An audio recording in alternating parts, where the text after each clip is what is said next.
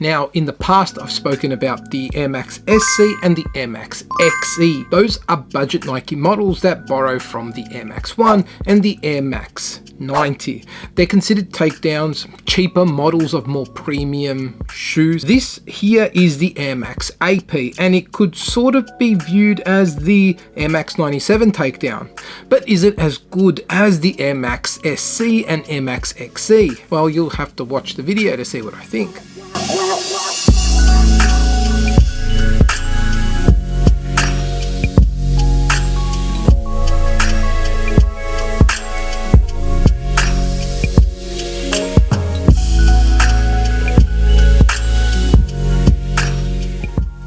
Let's get into it.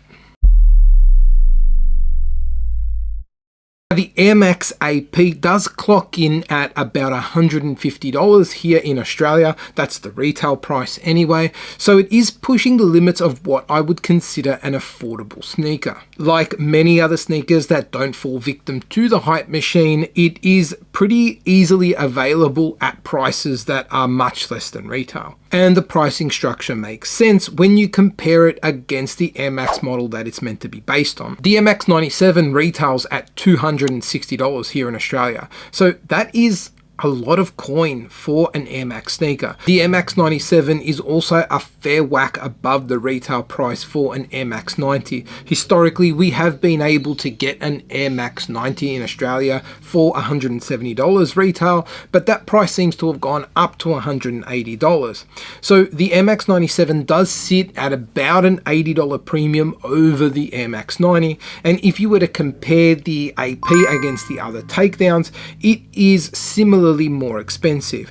The Air Max SC is $110 retail and the XC is $130 retail. But with all those letters and numbers out of the way, what does your money get you in an Air Max AP? Well, if you read the Nike marketing material, it gets you Airy mesh and premium leather. I don't know what Nike define as premium leather these days, but I think that this leather is a far call from premium leather. It is a little bit nicer than the synthetic leather that we get in the Air Max SC, but that is synthetic leather. And so the fact that it is only a little bit better probably suggests that this is just leather, not premium leather. But anyway, that leather has been used pretty sparingly on the upper itself. It is mostly covering the bottom panels of the shoe, around the toe box and midfoot areas, as well as the heel. There is also leather along the eye stays, and the swoosh is not done in leather. Instead, it is a TPU swoosh. Most of the upper is done in a mesh. Well, the Airy mesh that Nike call it, including the padded tongue. The mesh itself is different to the mesh you would find on a running shoe though. It's more of that old school type of mesh. It's quite stiff and not as flexible on foot. And I think that's in large part because of the backing inside of the shoe. It's not a bad thing, I don't think, because presumably a more reinforced mesh should be more durable, and that is what I would be looking for in a shoe like the AP, but it's something to keep in mind in case you were expecting this really soft, modern type of mesh material feel on foot. As far as the design cues from the Air Max 97, I think they're fairly light on with the AP, and that's reasonable. If it resembled the 97 too much, then you wouldn't have as much of a reason to buy the 97. But I think if you were to compare how the AP looks against the 97, it's certainly a lot more distant than what the SC looks like compared to the 1, and the XE compared to the Air Max 90. What I think Nike have done with the AP is they've just taken the wavy design language that we saw in the panels of the Air Max 97 and applied that again pretty sparingly to the upper, and they've also retained somewhat the shape of that Air Max 97, so it feels like the MX97. When you're looking at it from the outer side of the shoe or the lateral side of the shoe, it certainly looks like it's got an air unit that is similar to the Air Max 97, but when you turn the shoe around to its medial side, you'll see that the air unit doesn't wrap around the entire shoe like the Air Max 97. The foam that is holding the air unit itself is meant to be soft, but it certainly doesn't feel soft. It actually feels stiffer to me than what the foam feels like in the Air Max SC and XC. Like the SC and XC, the air unit itself feels more like a design feature than it does a particular tech advancement to make the shoe more comfortable.